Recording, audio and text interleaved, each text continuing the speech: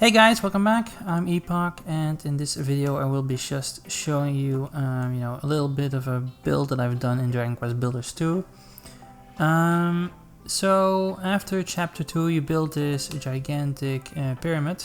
Now, I don't really like the build, to be honest. So the outside looks fine, but on the inside it's kind of empty, and there were a few weird design choices, especially like the two top areas that you could choose from, but I didn't like that. So I wanted to rebuild this entire upper floor, but as I started looking at it and thinking about what I was gonna do, I actually noticed how miserable my villagers were living in this part, on the ground floor, in very easily fast-made rooms. So I decided to make a few changes. So that's what I'm gonna show off today. So the first thing I did actually was insert some water on the top there, so we have this little waterfall. But here you have ground floor pyramid. So what I actually changed are a few things. So I made actually these two floors actually. So I built up walls of 4 blocks high, then a floor of about 9 tiles wide from in the sides, and then you had another space for like 4 or 5 blocks up high, depending where you are. And because a lot in this game, a lot of the rooms with roofs or ceilings, they just really feel like claustrophobic. I will be working a lot with windows in this game, and I was really experimenting with that. So yeah guys, let me give you the grand tour. Though I do have to say this is all prone to change, because I was still very much discovering stuff, items, unlocking. I still need to unlock a lot of the items. I only just finished the game, I still have to unlock the late game Explorer Islands, so yeah. So here we have the enormous castle kitchen, so fryers, here we have the brick barbecues from a few casks. Here we have a well just to have the castle kitchen layout. A few sinks, a few decoration pieces. Now, I will be showing you a few things that I noticed. If you want to create rooms in the pyramid, be sure to get into this area. It's normally closed off, because the villagers won't have placed these blocks over here that I'm showing right now. For the very simple reason, you need to get in here and place these blocks. It's because if that corner isn't made, well, you will have problems. The game won't register your room as a room. So I just wanted to add that little point. I was looking for way too long what the problem was, why it wasn't registering as a room. So yeah. Over here we have a little dining area. So the dining room, let me just quickly explain why this registers as a room. A field pretty much that works with a fence is also a room for the game. So if you don't place a scarecrow in there but place other furniture, you can make essentially just rooms. So what I did is actually, what the entire point is, as long as you work with a fence gate, you don't have to make walls of 2 blocks high. If you use a fence gate, you can only build 1 block high, so you can use these picket fences like I did, or you can just use ordinary blocks. Because I did that with the animal house over here, and it still registers as a room, because this is an animal house and it only has a fence gate. And I already registered before I placed these fence tops, the fence on top. Now, this little setup, this dining room and the kitchen right beside it, gives it the restaurant qualification. So that was also one of the optional tablets done. Here I have placed a picture, and this is a really cool thing. Actually, if you just press X, you can choose whatever kind of snapshot you want to showcase, which is pretty cool. So yeah, that's something really to mess around with. So I would start taking video snapshots of scenic places, and then you can insert them as pictures into your rooms, which is pretty cool. Here we have this little barn area, you know, just kind of stuff that you would need if you were looking after these animals or just living in this part of the island.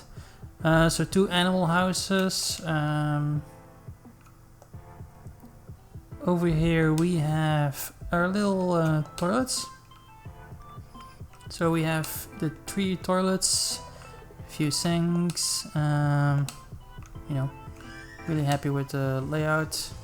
Here we have this little meeting room. Now, so yeah, this is pretty much everything they can do. They can do some religious gathering, they can play some piano, they can start dancing. I have Babs in this area, so sometimes she will show up and just dance here for like an empty room, which is pretty cool.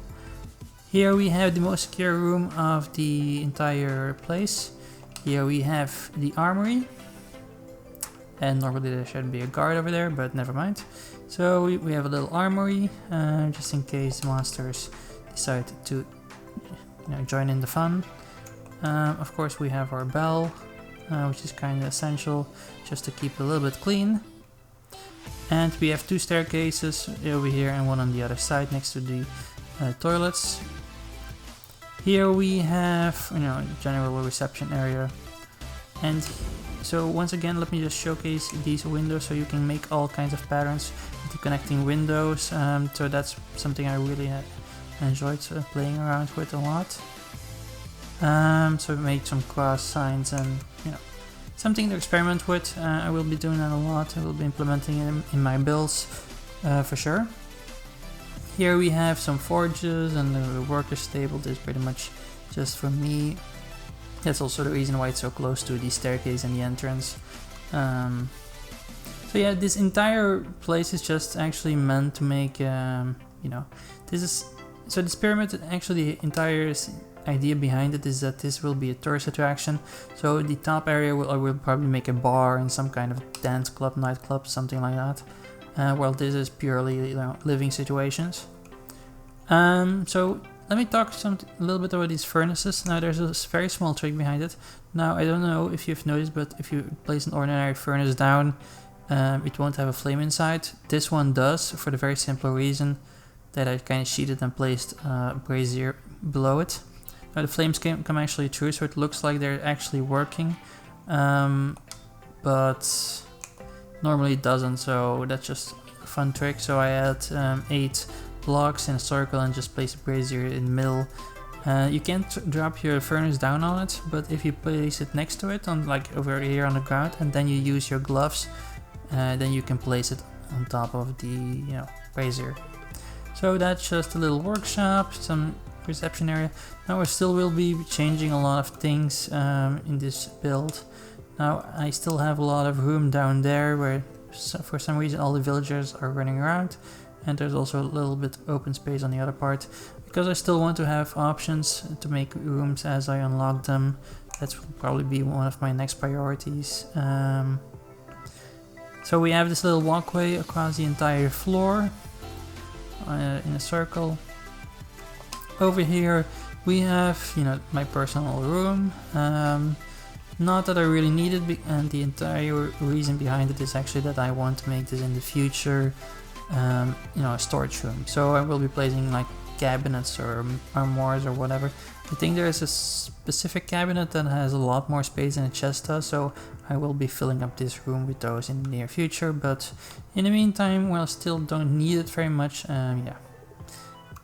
So this is just a dressing bedroom in the meantime, and here we have this little bathroom, which I really do like is the sliding door, which is pretty cool.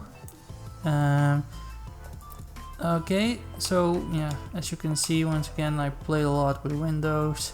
You know, this kind of makes it feel like a door, but like a wall, but you're still looking out on the center part, because I really wanted to avoid having that claustrophobic feeling in this you know, little build. So in the near future we'll be placing trees in the middle and some grass area just to make it a lot more beautiful on the outside, on the inside. So there we have the villagers running towards the kitchen and probably gonna eat in the dining room in any second. So here we already have Lillian over here, and yeah. Are you gonna lay them tracks? No, I will probably be doing that in the next video. I will be implementing also a lot more railways in this setup.